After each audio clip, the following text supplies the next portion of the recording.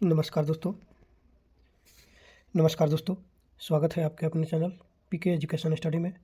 आज हम पढ़ेंगे प्रागैतिहासिक काल के सबसे महत्वपूर्ण प्रश्न जो SSC, railway, UPSC, banking, Bihar दरोगा, बिहार पुलिस और सभी कॉम्पिटिटिव एग्जाम के लिए बेहद ज़रूरी है। तो वीडियो को अंत तक जरूर देखिए और एक भी प्रश्न मिस मत कीजिए। चलते हैं फर्स्ट नंबर प्रश्न पे। प्रागैतिहासिक काल को कितने भागों में बांटा गया है? प्रागैतिहासिक काल को कितने भागों में बांटा गया है? तो इसका आंसर हो जाएगा 3 भागों में। इसका बी नंबर आंसर हो जाएगा। चलते हैं अगले प्रश्न पे। प्रागैतिहासिक काल का अध्ययन किस पर आधारित है? प्रागैतिहासिक काल का अध्ययन किस पर आधारित है? इसका आंसर हो जाएगा पुरातात्विक साक्ष्य। इसका आंसर हो जाएगा सी नंबर। चलते हैं अगले प्रश्न पे। पाषाण युग को कितने भागों में बांटा गया है? पाषाण युग को कितने भागों में बांटा गया है? इसका आंसर हो जाएगा 3, बी नंबर आंसर हो जाएगा। चलते हैं अगले प्रश्न पे। मानव का सबसे प्राचीन युग कौन सा है? मानव का सबसे प्राचीन युग कौन सा है? तो इसका आंसर हो जाएगा पूरा पाषाण युग। सी नंबर आंसर हो जाएगा। चलते हैं अगले प्रश्न पे। पूरा पाषाण युग में मानव का मुख्य कार्य क्या है? पूरा पाषाण युग में मानव का मुख्य अंग क्या है? मुख्य कार्य क्या है? पूरा पाषाण युग में मानव का मुख्य कार्य क्या है? तो इसका आंसर हो जाएगा शिकार व संग्रह। करेक्ट आंसर सी नंबर हो जाएगा। चलते हैं अगले प्रश्न पे। आग का सर्वप्रथम उपयोग किस युग में हुआ? आग का सर्वप्रथम उपयोग किस युग में हुआ? तो इसका आंसर हो जाएगा पूरा पाषाण। सी नंबर आंसर हो जाएगा सी नंबर। चलते हैं अगले प्रश्न पे। भीमबेटका गुफाएं किस राज्य में स्थित है? भीमबेटका गुफाएं किस राज्य में स्थित है? तो इसका आंसर हो जाएगा मध्य प्रदेश। इसका आंसर हो जाएगा मध्य प्रदेश। सी नंबर। चलते हैं अगले प्रश्न पे। मध्य पाषाण युग की प्रमुख विशेषता क्या है? मध्य पाषाण युग की प्रमुख विशेषता क्या है? मध्य पाषाण युग की प्रमुख विशेषता क्या है? तो इसका आंसर हो जाएगा माइक्रोलिथ औजार। माइक्रोलिथ औजार। बी नंबर आंसर हो जाएगा। चलते अगले प्रश्न पे। नवपाषाण युग की शुरुआत किससे मानी जाती है? नवपाषाण युग की शुरुआत किससे मानी जाती है? तो इसका आंसर हो जाएगा कृषि। सही हो जाएगा बी नंबर। चलते अगले प्रश्न पे।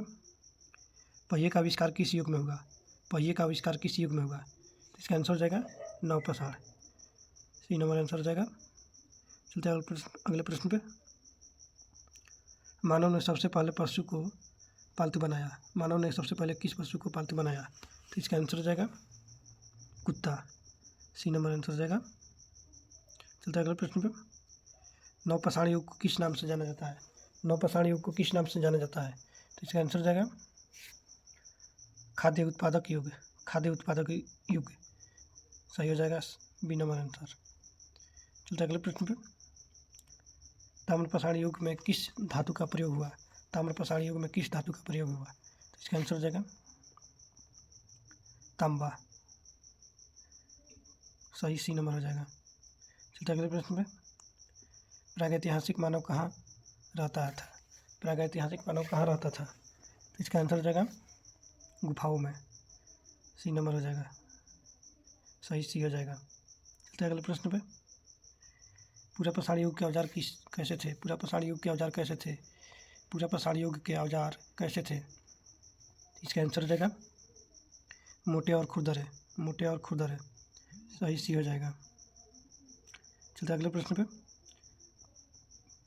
मध्य पाषाण युग में मानव का जीवन कैसा था?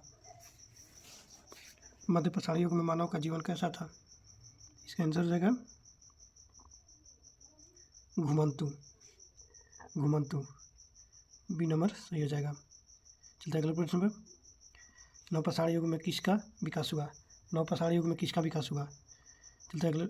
इसका आंसर हो जाएगा कृषि व पशुपालन। आंसर हो जाएगा सी नंबर। चलते अगले प्रश्न पे। भारत में नवपाषाण स्थल बुर्ज होम कहाँ है? भारत में नवपाषाण स्थल बुर्ज होम कहाँ है? तो इसका आंसर हो जाएगा कश्मीर। बी नंबर सही हो जाएगा। चलते अगले प्रश्न पे। मानव ने मिट्टी के बर्तन बनाना कब सीखा? मानव ने मिट्टी के बर्तन बनाना कब सीखा? तो इसका आंसर हो जाएगा नवपाषाण। करेक्ट सी हो जाएगा। चलते अगले प्रश्न पे।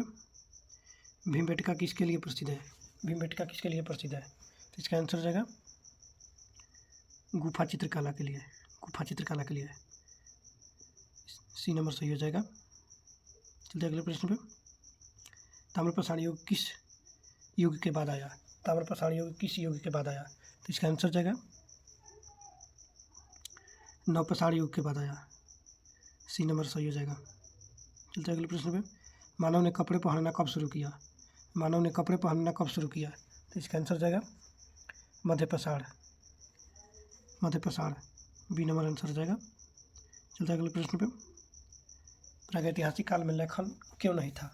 प्रागैतिहासिक काल में लेखन क्यों नहीं था? तो इसका आंसर हो जाएगा लिपि विकसित नहीं हुई थी, लिपि विकसित नहीं हुई थी। आंसर सी नंबर हो जाएगा। चलते अगले प्रश्न पे। पुरापाषाण युग के औजार किससे बने थे? पुरापाषाण युग के औजार किससे बने थे? तो इसका आंसर हो जाएगा पत्थर से।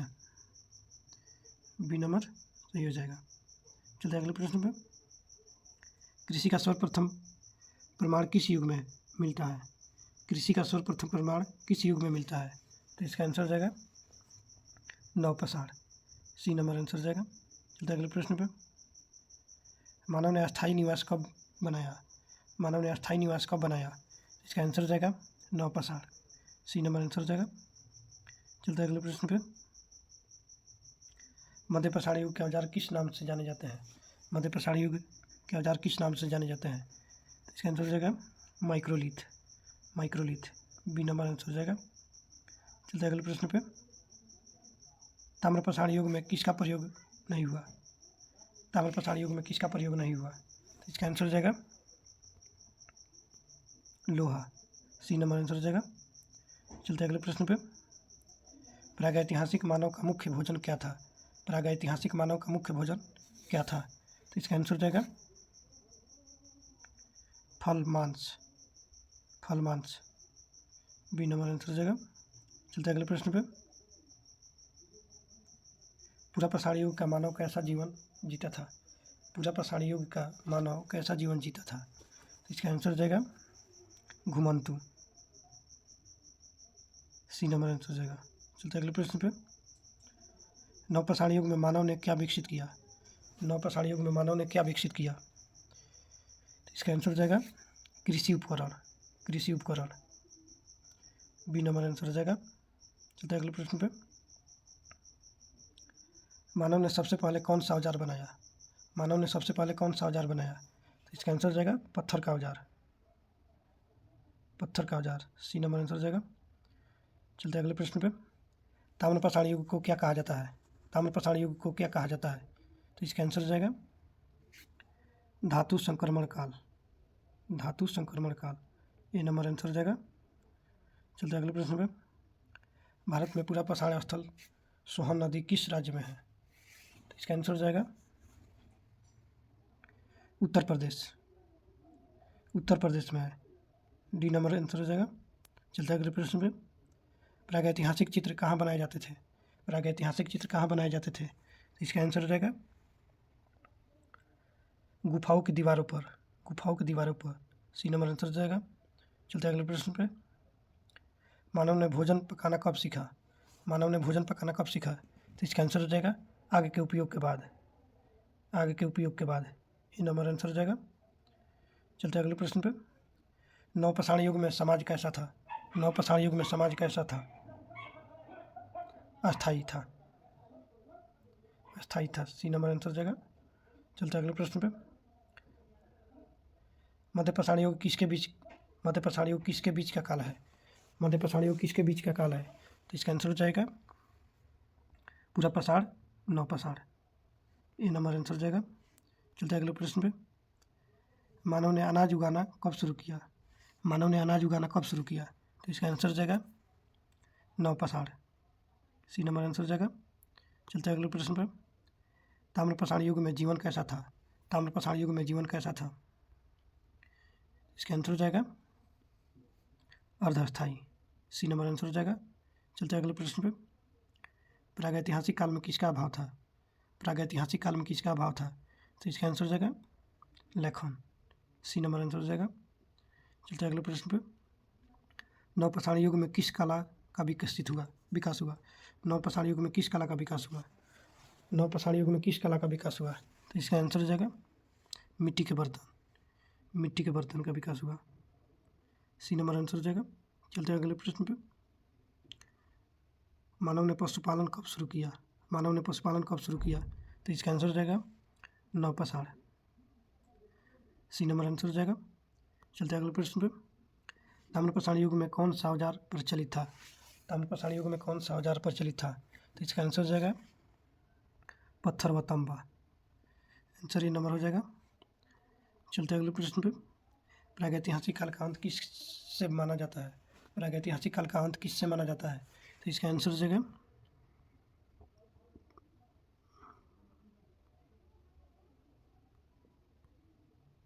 लेखन के विकास से हो जाएगा। सही आंसर बी नंबर हो जाएगा। चलते हैं अगले प्रश्न पे। पुरापाषाण युग में मानव किस पर निर्भर था? तो इसका आंसर हो जाएगा प्राकृतिक। ये नंबर हो जाएगा आंसर। चलते हैं अगले प्रश्न पे। मध्यपाषाण युग का मुख्य शिकार क्या था? तो इसका आंसर हो जाएगा छोटे जानवर। बी नंबर आंसर हो जाएगा। चलते हैं अगले प्रश्न पे। नवपाषाण युग में किसका आविष्कार हुआ? तो इसका आंसर हो जाएगा पहिया का। बी नंबर आंसर हो जाएगा। चलते हैं अगले प्रश्न पे। प्रागैतिहासिक मानव के औजार किस उद्देश्य